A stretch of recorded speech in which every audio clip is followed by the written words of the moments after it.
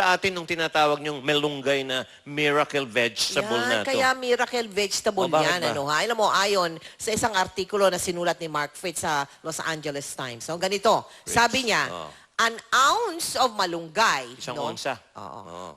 Ay katumbas, maniniwala ba kayo? 4 na basong gatas ang katumbas niyan. Kaya Ayan. pala yung mga jaunties, yung mga nagpapa-daddy ng baby. Ayan, no? pampagatas daw to, di ba? Ano pa? Katumbas din ito ng 7 orange naman.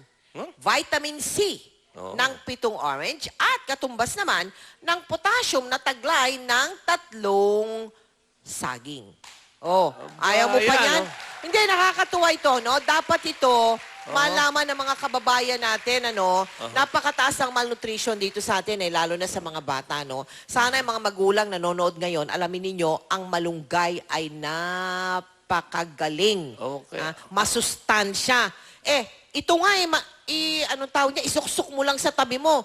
Bubuhay na yan Tutubo na yan. Tutubo dadami. na yan. Hindi mahirap patubuin. Ang lupit pala sa sustansya ng malunggay na to. Oo. Yung para sa ibang sustansya pa, mga kaibigan, na hatid ng melunggay, let's watch this. Yan. Ang dami, no? Ang malunggay, bao. Scientific name, Moringa oleifera. Sa ating paligid, madali itong matagpuan. Alternatibong sahog sa munggo at tinola. Ang malunggay. Alam nyo ba na ito ngayon ay kinikilala bilang miracle vegetable ng Department of Agriculture? Ito ay dahil sa mga wonders na nagagawa ng gulay na to. It is the most nutritious vegetable in the whole world. Lahat ng benefits from A to Z, name all the vitamins, nasa malunggay. Ayon sa pag-aaral na ginawa sa India, ang malunggay ay potensyal na source ng anti-cancer compounds.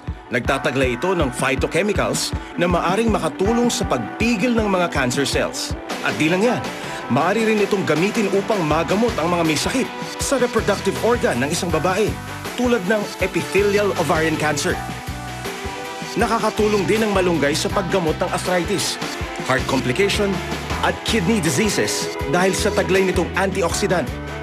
Sa maniwala kahit sa hindi, mayroon itong calcium na katumbas ng 4 na basong gatas. Hindi mo na kailangan uminom ng mamahaling gatas, kundi kumain ka lang ng malunggay leaves and then you get about 50% of your recommended daily allowance for calcium. At potassium na katumbas ng 3 saging. Imagine, ang 100 gramo or 2.5 cups of fresh malunggay leaves can give you about 400% of your recommended daily allowance for vitamin C. Nakakatulong din ito sa ating digestion, maayos na pagdumi, at maaaring gamitin na panglinis ng sugat, panggamot sa ulcer, sakit ng tiyan, scurvy, asthma, at sakit ng ulo. Napag-alaman that there are about 202 conditions or diseases which can be treated by the different parts of malunggay. Parang meron ka ng pharmacy sa likod ng bahay mo kung meron kang ilang puno ng malunggay sa iyong bakuran. At dahil hanep sa performance ang gulay na to, dinevelop ito ng mga eksperto para maging sangkap sa ilang pangunahing produkto. Itong maganda rin nating innovation ngayon, yung powder, maaari mo na siyang ilagay kung saan-saan.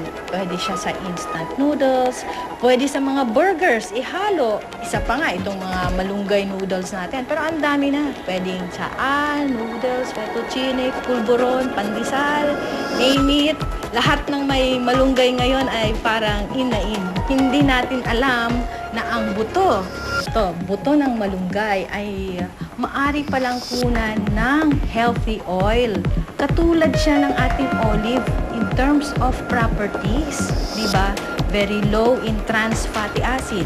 Hindi lang siya pangluto, pwede rin siyang gamitin na base for perfumes and cosmetic products. Kaya naman hindi ito nakaligtas sa ating mga beauty expert, gaya na lang ni Mother Ricky, na nagmamanufacture ng malunggay shampoo. Gumawa kami ng research at na-discover ko na ang malunggay is a potent na pwedeng gamitin para mabawasan ang paglaglag ng buhok o yung paglugod ng buhok. Ang oil extract mula sa malunggay ang siyang ginagamit ng laboratorio ni Mother. Hinahalo nila ito sa iba pang compound ng shampoo. Ang malunggay, kung ito ang buhok ng tao, ay kumukoat siya sa buhok. Tapos itong malunggay shampoo at saka itong ating malunggay conditioner at yung malunggay hair spa ang siyang nagpapatigil sa paglaglag ng buhok ng ating mga kababayan. Ang malunggay, miracle vegetable na naturingan. Di lang sa kalusugan bumibida, maging sa pagpapaganda. Ang malunggay, Bao. Yan ang Isa ito sa mga gulay na madalas hindi natin pinapansin at pinapahalagahan. Tumutubo sa kung saan-saan at madalas pang gawing bakod. Yun pala, ito ang solusyon sa problema ng malnutrisyon ng mga kabataang Pilipino. Kulang na lang, ituring itong parang damo. Kung saan-saan tumutubo. Ang hindi alam ng marami sa atin, taglay ng gulay na ito ang mga sustansyang kailangan-kailangan ng ating mga kabataan. Ang malunggay. Moringa oleifera lamp ang scientific name ng malunggay at dapat bao tayo lahat dito dahil taglay nito ang lahat ng mga sustansyang kailangan-kailangan natin. Kaya naman sa iba't ibang panig ng bansa, unti-unti nang nabibigyan ng respeto ang hamak na gulay na ito.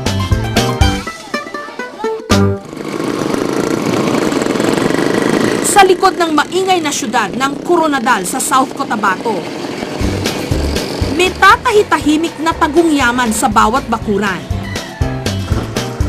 Kahit saan ka lumingon, may malunggay.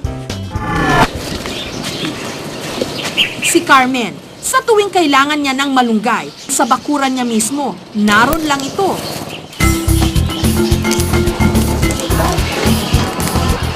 Sa isang linggo, apat na beses kami maghigulay ng malunggay. Ang saluyot. Ang paborito niya ritong luto, laswa. Hindi ito nalalayo sa pinakbet ng mga Ilocano. Pero malunggay ang pinakapangunahing nagpapalasa nito. Ilang minuto lang, ready na ang tanghalian. At ang lasa ng laswa, matamis na maalat na madulas-dulas sa dila. Ayan, laswa. Ngunit hindi lang sa mga kabahayan dito sa Coronadal makikita ang malunggay. Kahit sa mga paaralan, bida ito. Si Teacher Nierna, pinapakain ng malunggay ang kanyang mga estudyante para raw lalo silang lumusog at tumalino. Malaki po ang pagbabago na nagaganap sa mga kabataan kasi masisigla sila at least nakakakain sila kahit papano dito sa school namin.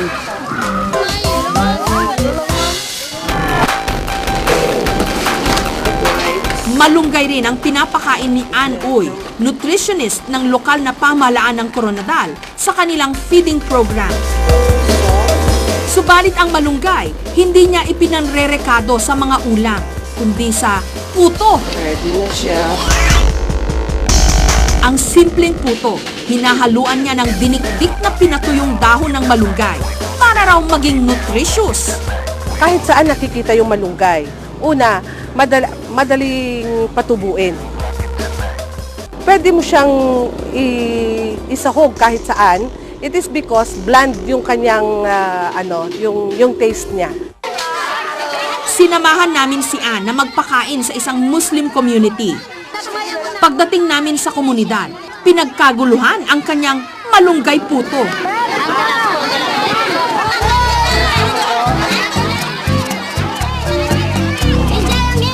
Wala pang 5 minuto, ang malunggay puto o putong malunggay, ubos! Kung sa South Cotabato, ang puto merong malunggay. Sa Marinduque, ang pansit canton meron ding malunggay. Ang pansit, hinaluan ng dahon ng malunggay.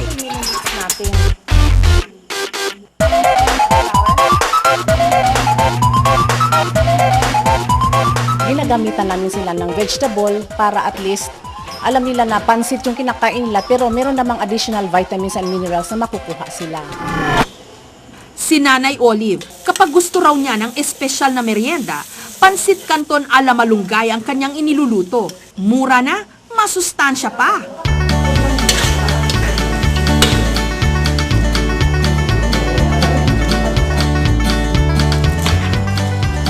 Mas masustansya kaysa sa ibang mga pansit.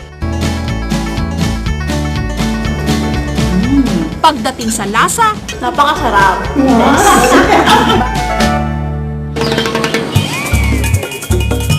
pagkatapos mong kumain ng pansit canton na may malunggay at ikaw ay nasamid o nauuhaw, ang malunggay tea. Siya mula sa dinurog na dahon ng malunggay. Bukod sa nakaka-relax, kumpleto rin sa bitamina. Pero hindi lang sa pagkain at inumin pwedeng bumenta ang malunggay. Pwede rin daw ito sa mga personal products katulad ng shampoo. Sa malunggay, tsak raw na ang iyong buhok magiging long, dark, and silky. At para naman sa mga magiging ina o bagong ina, lalo na yung mga nagbabalak mag-breastfeed, merong malunggay capsules.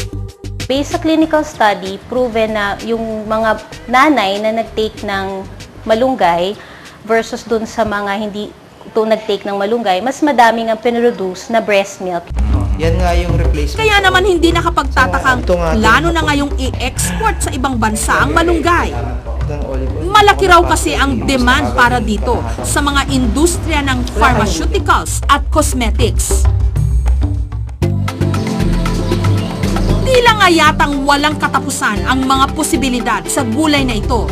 Asahan niyong sa mga darating na araw, meron pang mga bagong tuklas na gamit sa malunggay. Lesson of the story, huwag isnabin ang mga hamak na gulay katulad ng malunggay. Dahil sila pala ang solusyon